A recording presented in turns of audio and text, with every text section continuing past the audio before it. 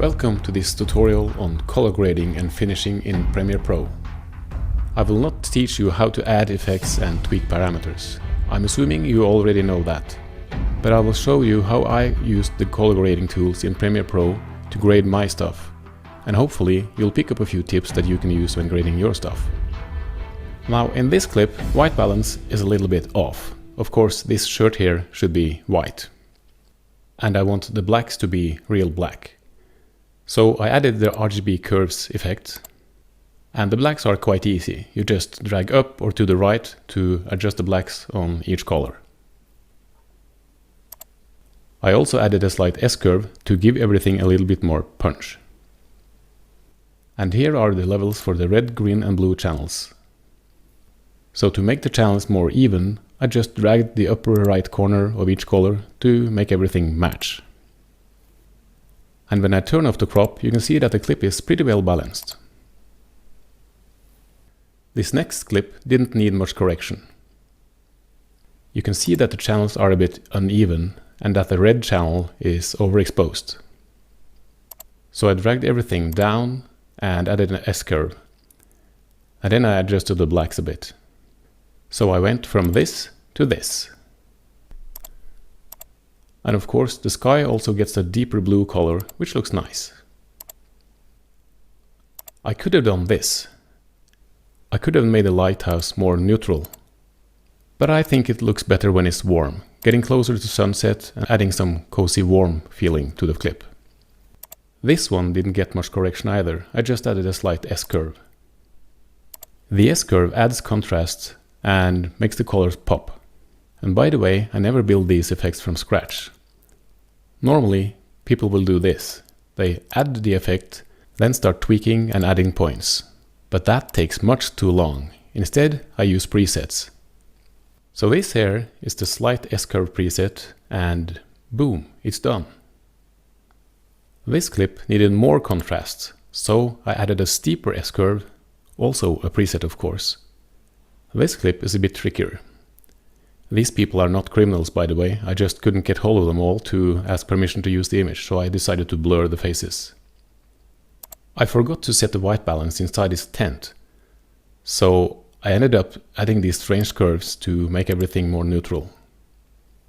And then of course I copied and pasted the same settings to the rest of the clips in the same scene.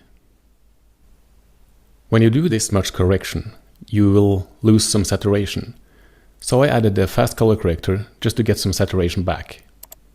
And if you crop this and have a look at the skin tone only, we'll see that the skin color aligns pretty well with the skin tone line here. Now inside this cave I wanted the blacks to be really black. So I used the curves again. I crushed the blacks a little by dragging to the right. And I also added a curve to kind of make this entrance glow. And here you can see that the blacks are really black and that the entrance has this nice glow. In this clip I could have added the curves effect to make the blacks more black and to get more detail in the white here. But I ended up not doing that. This is an abandoned soapstone factory and I wanted to show that this dust from the stone has made everything light grey and white. And in this clip from a foggy day, I just added some saturation. It would have been tempting to do stuff like this to increase the contrast, but then it wouldn't look as much like a foggy day anymore. So I ended up just increasing saturation. Okay, that was primary color correction. Now let's have a look at secondary color correction. This image is slightly underexposed. So I added the curves effect to lighten it. I wanted the blue sky to be darker and more saturated. So I added the three-way color corrector. And this is set to secondary color correction so that the blue and the cyans only are affected. And the matte looks like this. So only this part of the image is adjusted. So that's basically what I did here. Here the forest makes everything look green, and the exposure is also too low. So again I added a curves adjustment, but I still wanted the forest to look green. So I added the three-way color corrector, and with this matte we can adjust the skin tones without affecting the rest of the image. So by dragging in the master color wheel, we can make the skin tones more natural. And with a temporary crop, you can see that the skin color aligns pretty well with the skin tone line again. Highly reflective clothes will often get oversaturated, like here. So again, I added a three-way color corrector, adjusting just this color.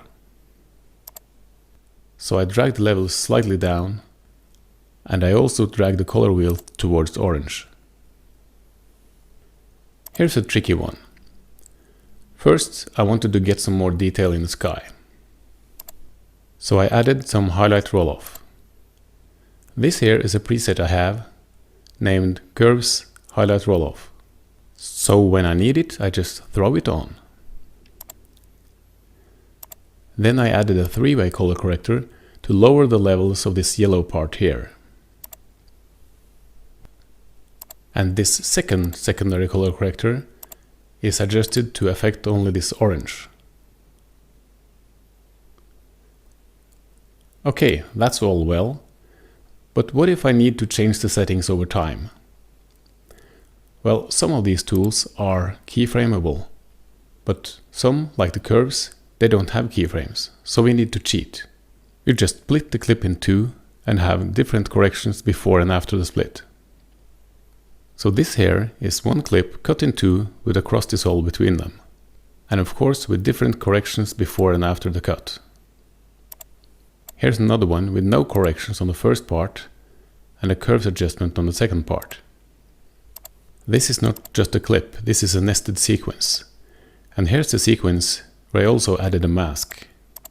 Here's the shot without any effects, and the white balance is way off.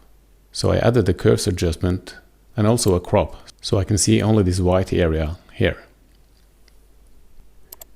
Then I added curves once more to make it darker. And this second layer has exactly the same settings, except from the second curves effect that makes things lighter, not darker.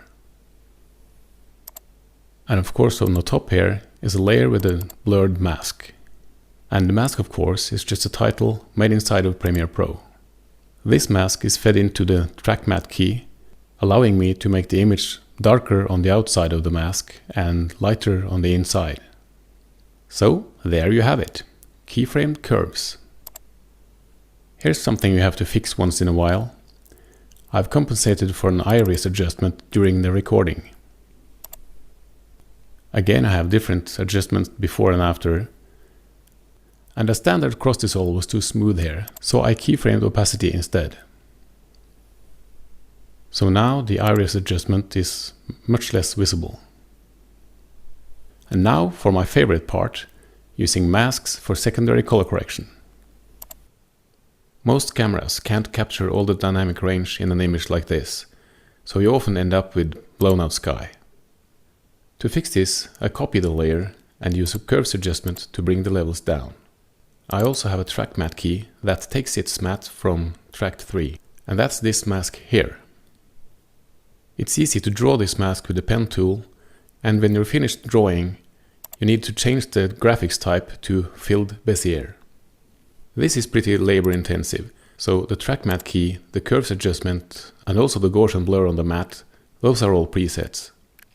To fix an image like this, I will add the combined track matte and curves preset. The track matte key is already set to take its matte from layer 3, and the curves levels are already down to about 90%. Then I'll put the Gaussian blur preset on video layer 3, and it's already set to a decent blur and to repeat edges. I use the same technique on this shot, but the matte is more complicated. So instead of the blown out sky and the very dark shadows, we end up with something like this, with more detail both in the sky and in the shadows. I use the same technique here. And of course, this final result doesn't really look natural. You can see kind of glow around the edge of the matte here.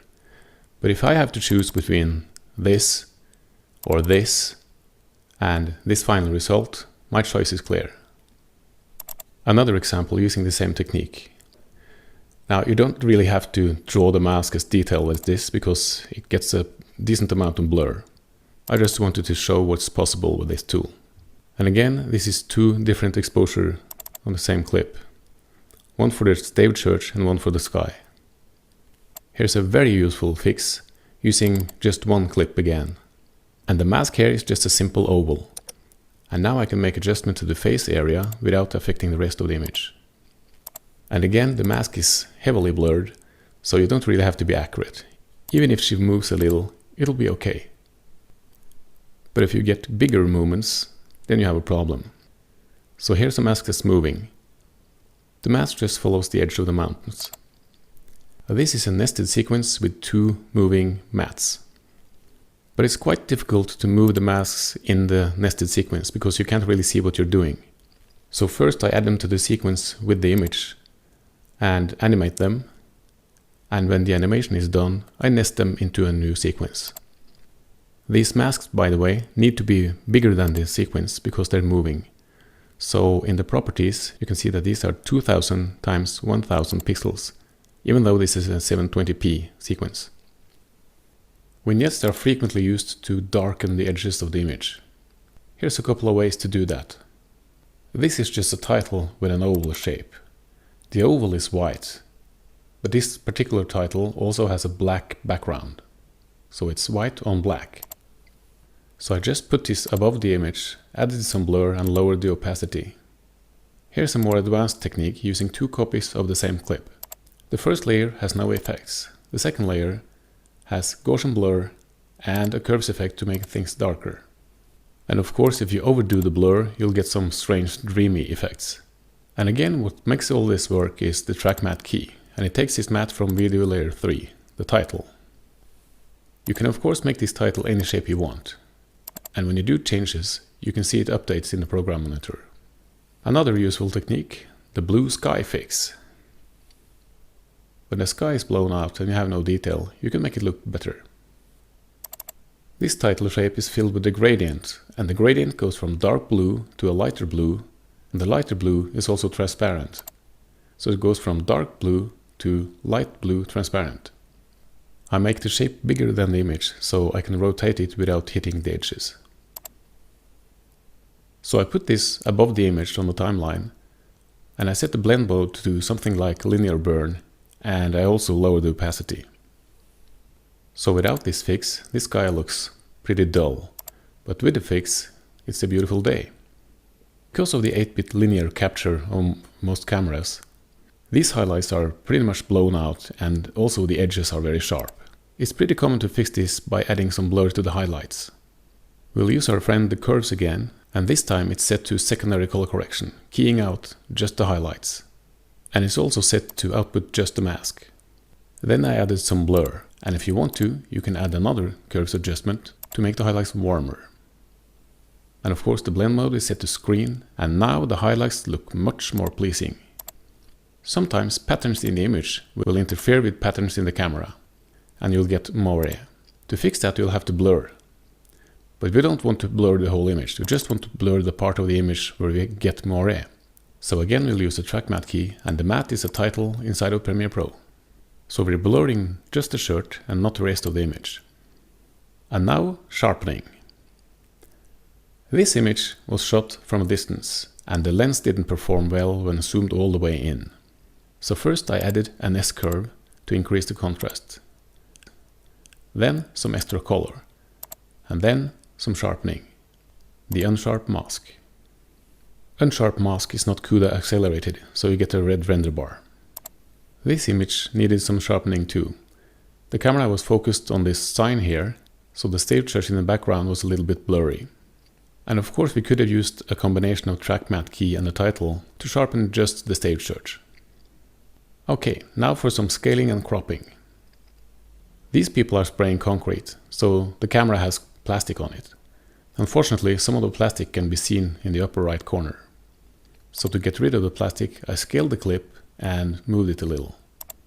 Another fix you'll use quite often, stabilizing. Now Premiere Pro has no built-in stabilizer, so we'll need to send the clip to After Effects. Here's an obviously handheld clip, and here's the stabilized version from After Effects. To stabilize, I just right-click the clip in Premiere Pro and choose Replace with After Effects Composition.